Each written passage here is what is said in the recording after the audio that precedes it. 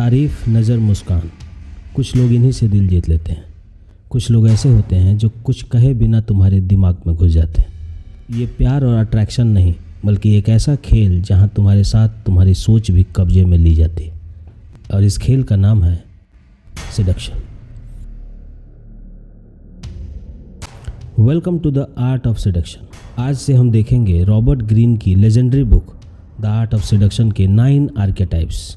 वो चेहरे, वो आदतें, वो तरीके जो तुम्हें पता भी न चले और तुम्हारा पूरा ध्यान, पूरी सोच किसी और के मुरीद हो जाए। और ये सारे आर्केटाइप इंसानी साइकोलॉजी से डायरेक्टली लिंक्ड है।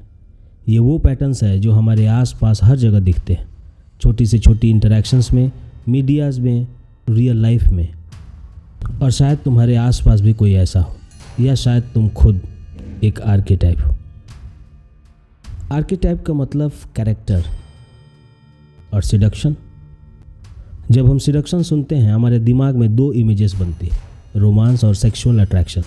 लेकिन सिडक्शन सिर्फ यही नहीं है। सिडक्शन का मतलब होता है तुम्हारा इन्फ्लुएंस, किसी और को अट्रैक्ट करना, साइकोलॉजिकली इम्पैक्ट क्रिएट करना। यह एक आर्ट है जो लोगों को नेचुरली, इमोशनली और सटल इंगेज करता है और उनके दिमाग और फीलिंग्स को अपनी तरफ खींचता है।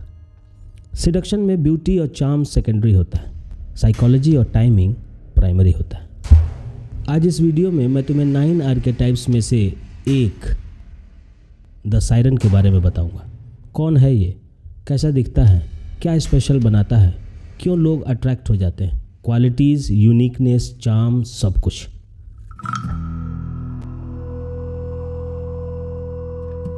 कुछ आवाज़ें जो तुम्हें अपने करीब खींच लेती हैं, कुछ नज़र ऐसी जो तुम्हें बोलने नहीं देती। द सायरन एक ऐसा जादू है जो तुम्हें अपने होशो हवास से दूर ले जाता है। ऐसा महसूस होगा जैसे तुम एक ख्वाब में हो। हर शब्द, हर मुस्कान एक नशा की तरह। ये तुम्हारे दिल को नहीं, तुम्हारे इमेजिनेशन को सेड्यूस करता है। उसकी ताकत उसके फिजिकल ब्यूटी में नहीं, बल्कि उसके प्रेजेंस में होती है। वो तुम्हारे अंदर एक लॉन्गिंग क्रिएट करता है, एक एहसास जैसे तुम उसके बिना अधूरे हो।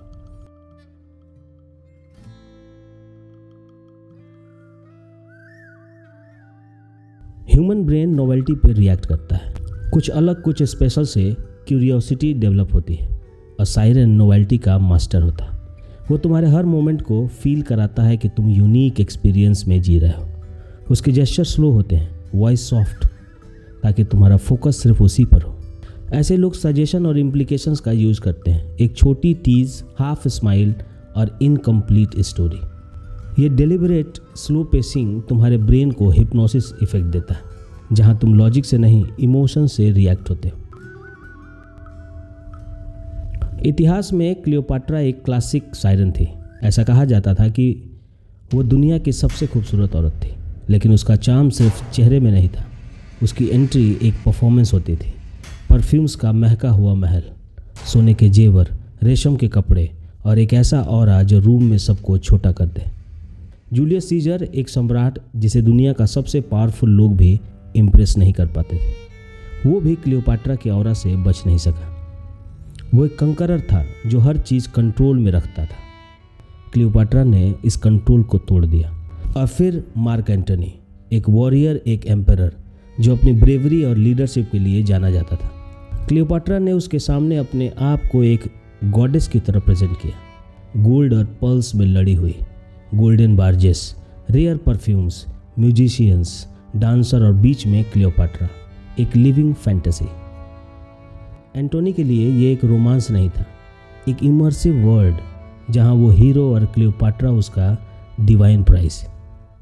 एंटोनी ने अपनी आर्मी और पॉलिटिकल स्टैंडिंग रिस्क पर लगा दिया, बस इस फैंटेसी और सायरन के स्पेल के लिए। यह सिर्फ अट्रैक्शन नहीं था, ये था हिप्नोसिस कंट्रोल, जहां तुम्हारा डिसीजन तुम्हारा लगता है, लेकिन असल में। और 20वीं सेंचुरी में मार्लिन मुनरो एक लिविंग सायरन थी। अमेरिका के जॉन एफ कैनेडी जैसे लीडर भी उसके अल्योर से बच नहीं पाए। और यही सायरन का मैजिक है, तुम्हारे माइंड में फैंटेसी क्रिएट करना, तुम्हें एडिक्टिव अटेंशन और डिज़ायर का एक्सपीरियंस कराना। सायरन की ताकत उसके चेहरे, कपड़े, वॉइस के साथ साथ एनर्जी कंट्रोल में होती है। दिमाग में एक फैंटेसी क्रिएट करना, साइकोलॉजी में इसे सेंसरी इमर्शन कहते हैं। सायरन तुम्हारे 5 सेंसर्स को एक साथ इंगेज करता है। सायरन एक और चीज़ में माहिर होता है, स्कार्सिटी इफेक्ट।